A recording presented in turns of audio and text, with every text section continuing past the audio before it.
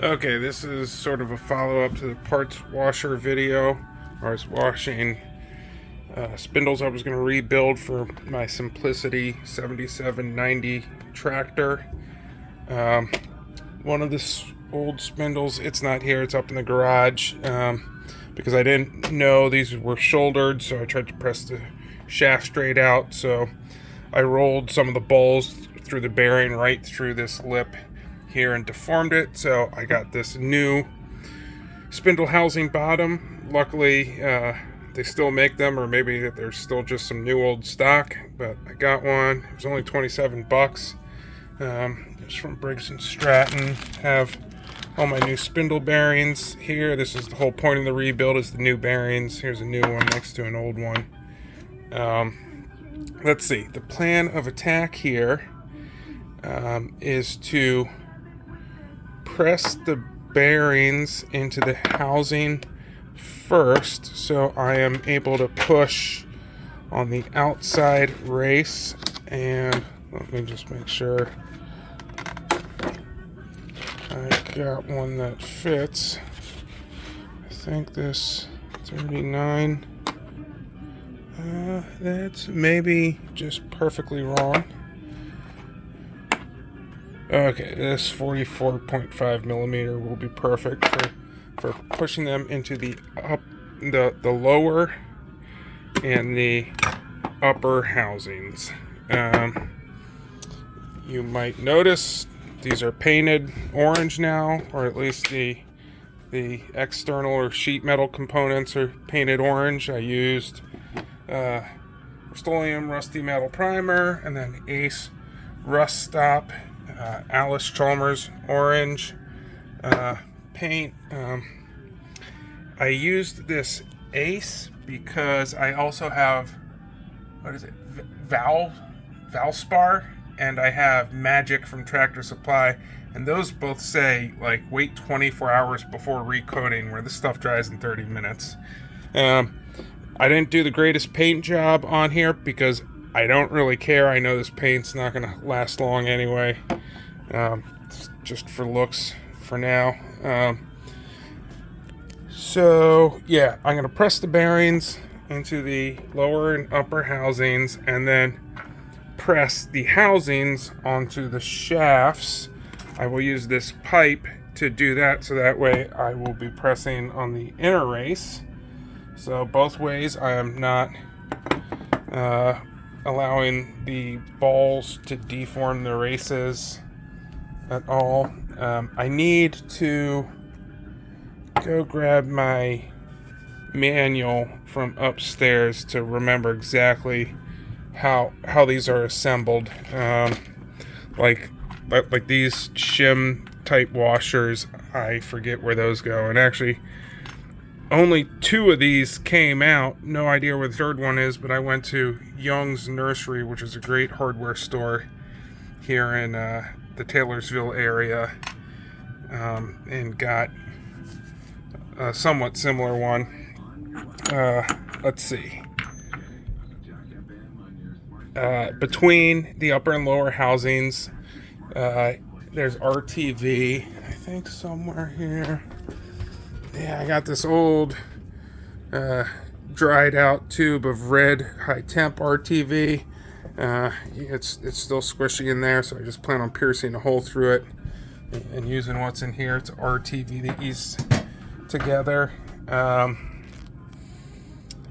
Because the bolts that hold the upper and lower housings are also the bolts that hold it to the mower deck, ideally, when I RTV these, then press the halves together, then I would go and install them on the deck, so the bolts holding them to the deck would be squeezing the RTV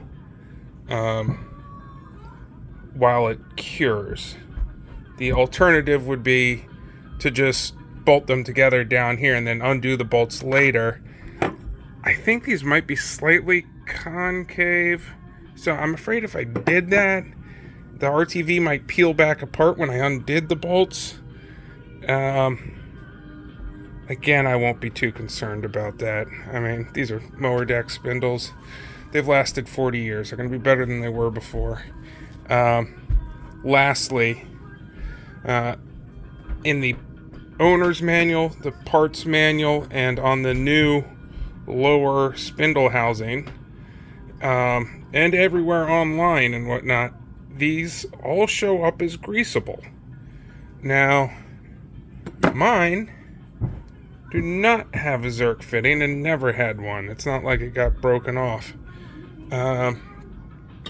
There's no information on simplicity serial numbers compared to dates, but my serial number ends in 000008.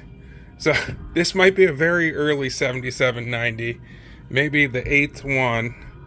But I'm going to go ahead.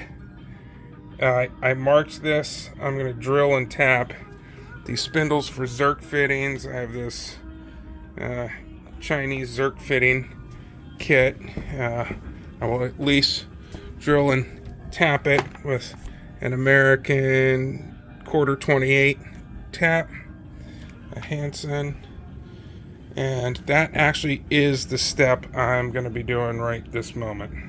But maybe I'll post a video once these are all done. Maybe spin them around or something.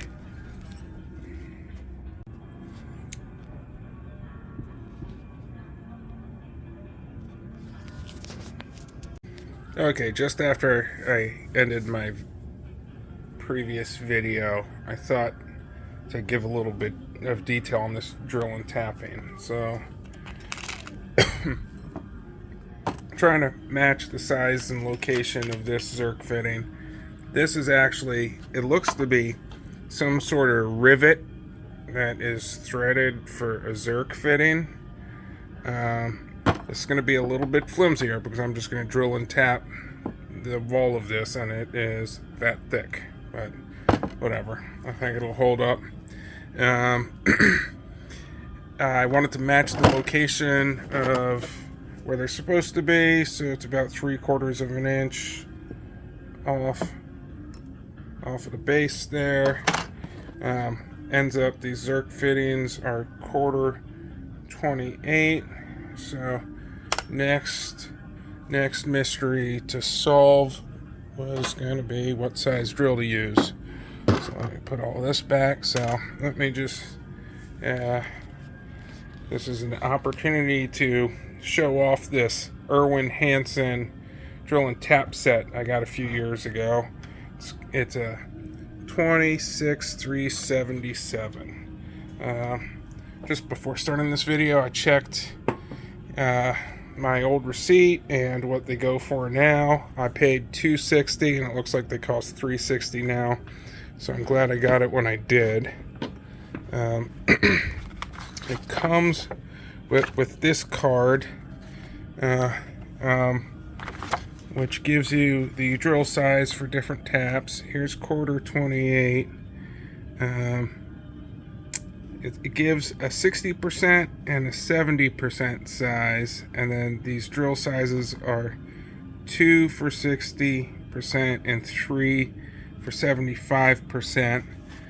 I believe 75% has the more thread engagement. So just to confirm that, let me check in here. 60 is 2, 75 is 3. 3 is the smaller drill bit, which would make sense as being. Okay, so my last video got cut off because I ran out of space on my phone. I think I got through confirming that the number 3 is the drill bit I want to use. These are cobalt. I plan on using these, but this Hansen set comes with all the drill bits you need as well. Not sure how they're labeled. Are they numbered as well as? Yes, they are. They are numbered. Okay, well, yeah, this is a pretty nice set. Go ahead and close that. These are, I believe, all high-speed steel. Yeah, high-speed steel. So I plan on using my cobalt just because they seem to cut better. they stay sharp. Okay, so I need a 1/4 28. There it is. And a number 3 drill bit. And I will drill this hole in this thing. Over here on the drill press. I think I'll just hold it in my hand because it's at an angle and it shouldn't be too hard. Okay, so I did end up using the vise because I didn't want, once it broke through, to whip this around in my hand. It was actually nice being able to line it up with the cross slide compound. Then blew it off with my air hose. Now it's time to tap. Getting ready to tap this one. Actually, instead of using the Hansen handles, I like using these handles I got off of eBay. One of them says Green River. One of them has a patent. And then this tiny one I'm using doesn't have any markings. But these antique handles are really well made. So I just enjoy using them better. So time to tap.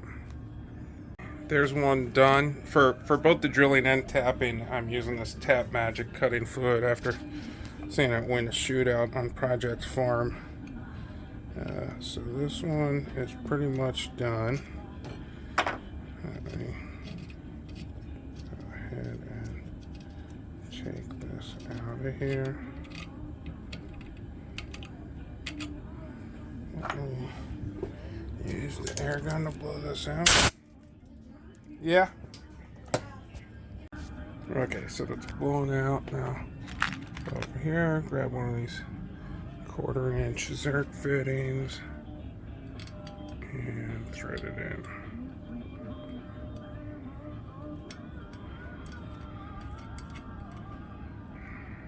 There we go. Now I just gotta tighten them, and that's that.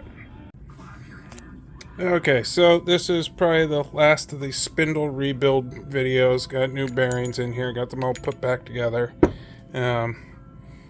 Got red RTV in here, the Zerk fittings I threaded in there, I red Loctited. Now something I'm gonna do is it's hard to not cross thread some of these bolts that go into the shaft. I think the initial threads are boogered, so I am going to chase the threads on the tough ones, and that should be it. Well, no, that won't be it. I'm using the bolts that actually mount it to the deck to hold them together while the RTV dries. So when I install them on the deck, I'm going to have to take all 6 bolts off of each of these. I'm going to install them in the deck, then I'm going to pump them full of grease. I got some high temp multi-purpose grease that I'm going to pump in there, but that's it. Something that originally caused me to rebuild the spindles was my PTO clutch was slipping, and I thought it was because of drag in the spindles. The spindles were loose, too loose, so I rebuilt them anyway. But ultimately, it was the PTO clutch, and this is a defunct, no longer made part. So it was just, this cone clutch was just slipping on the shaft. So I found out through the Simplicity and Allis Chalmers Facebook group that there's an outfit in Fort Wayne, Indiana called Brake Parts and Materials, and they relined the cone clutch. So that's new friction material. You have to send both halves because he uses this half to actually press this in while it cures. But also, this is magnificently cleaned, I guess shot blasted or something, but it looks like brand new. And I think he maybe even painted the outside of it. It looks great. So, but between that and my rebuilt spindles, and I'm gonna balance my blades this simplicity should be cutting like a champ again, and I can give the 1938 Allis Chalmers B a break from cutting the grass. Okay, continuing the mower deck rebuilding saga. One issue with the mower deck was you had to beat the idler into place to hold tension, and the reason was the space between this bushing and the pivot spacer on it was completely packed full of crap, and it was frozen up, and I actually had to press this out of there with the hydraulic press. So I'm gonna drill and tap the idler pivot to make it greasable, the Zerk fitting, same as I did on the spindle housings, same size, 1/4 28 thread. Okay, I am drawing this out further. I'm contending to make the most boring video to be uploaded on YouTube 2024, but let me just go over a couple other items. I installed the relined PTO clutch. Some lessons learned are, well, first off, you're not going to be able to get this pivot on without disconnecting the other end of this rod from the PTO lever. To do that, I used a long handle flex head. It's a 1/2 inch bolt. It's a pretty long bolt, so you're going to be wrenching on it for what seems like an eternity. And it's hard to get to. Getting it back on is a pain in the butt, but it's doable. It's back on. With the thickness of the liner here, this is pretty much adjusted all the way up to be able to work. A lesson learned here is I initially impacted this nut on with this pneumatic. Let's see, what is it? The Ingersoll Rand 2235 titanium, which is a beast, and the retaining ring that this is supposed to bottom out against just rolled right over, actually, and it got all boogered up. Is it in my pocket still? No. But anyway, that's just a ring. I went to the hardware store and got an actual C-clip or snap ring to replace it with, which is more robust than the little round ring. That's on there now. Did not impact it on. Used my Klein strap wrench to hold the PTO while I tightened it down. It's a 1 1/8 inch. Let's see, what else here? Before I button this up, I want to add grease to the bevel gearbox. I don't think I've ever done that. It looks like for the square nut here, a 1/2 inch 12-point socket works. Let me just verify. Well, I'm not going to do that with one hand. Was there anything else I wanted to go over? No. I am buttoning this all up. When I packed the bearings on the mower deck full of grease, it seemed to tighten them up. So I had to use a pin to press down on the check on the Zerk fittings to bleed out some excess grease. That loosened them up. I assume once they get heated up and spinning, that'll even further loosen them. Also, it seems like just overnight they were able to loosen up, probably because some grease was able to bleed out past the seals. Yeah, that is it. Happy Memorial Day.